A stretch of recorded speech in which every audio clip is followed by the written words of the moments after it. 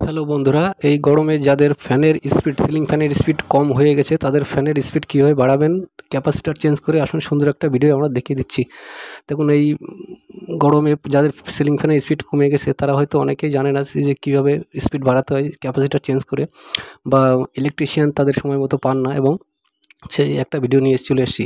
এবং সবার প্রথমে আপনার যে সিলিং ফ্যানের স্পিড বাড়াবেন সেটার কানেকশানটা বন্ধ করে এইভাবে ফ্যানটা খুলে নেবেন, এবং ফ্যানটা খোলার আগে ফ্যানের কানেকশান যদি না বুঝতে পারেন তাহলে এখানে মোবাইল থেকে দুটো ফটো তুলে রাখবেন, তাহলে আপনাদের বুঝতে সুবিধা হবে। এবং এইভাবে ফ্যানটা নিচে নামানোর পরে সুন্দরভাবে ফ্যানের যে ময়লাগুলো আছে ব্রাশ বা কাপড় দিয়ে পরিষ্কার করে নেবেন, সুন্দরভাবে পরিষ্কার করে নেবেন।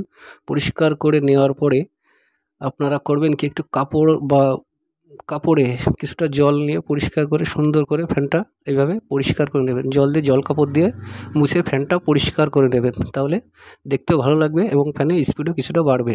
এবং তাছাড়া আমরা ক্যাপাসিটারতে কীভাবে স্পিড বাড়ানো যায় ক্যাপাসিটার চেঞ্জ করে, সেটা আমরা এই ভিডিওতে আজকে দেখাতে চলেছি।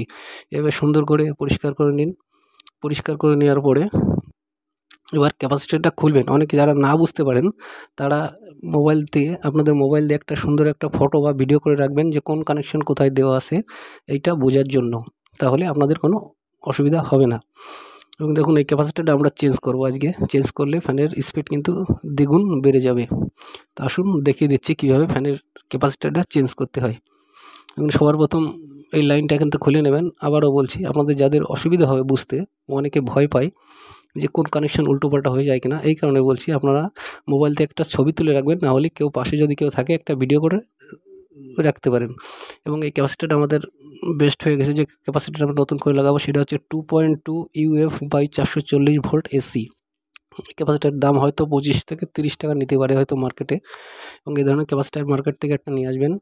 নিয়ে আসার পরে ওইভাবে আবার কানেকশনটা ঠিক ওইভাবে সেম টু সেম জুড়ে দেবেন।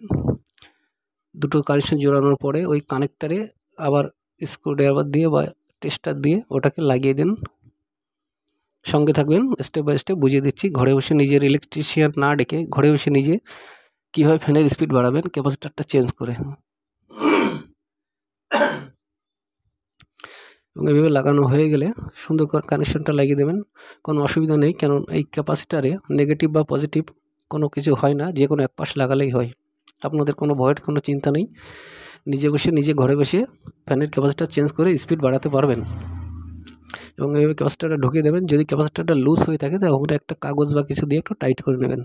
চলুন এবার আমরা ফ্যানটা যেখানে ছিল সেখানে আবার ফিট করে দেখাবো কতটা স্পিড বাড়লো।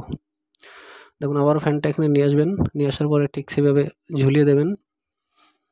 ঝুলিয়ে দেওয়ার পরে কানেকশনটা আবার যেভাবে আছে সেভাবে করে দেবেন। যে মোবাইলে ছবি তুলে রাখছেন দেখে রাখুন, এবং দেখে রাখার পরে লাইনটা চালু করুন, সুইচটা দেন। দেখুন আগের থেকে 2 গুণ স্পিড বেড়ে গেছে। এবং এই ধরনের ইউনিক ভিডিও দেখার জন্য আমাদের চ্যানেলটি অবশ্যই সাবস্ক্রাইব করে আমাদের সঙ্গে থাকবেন।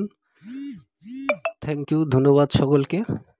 আবারও একটা নতুন ভিডিও নিয়ে আসবো, এবং ভিডিওটা ভালো লাগলে অবশ্যই একটা লাইক করে দেবেন।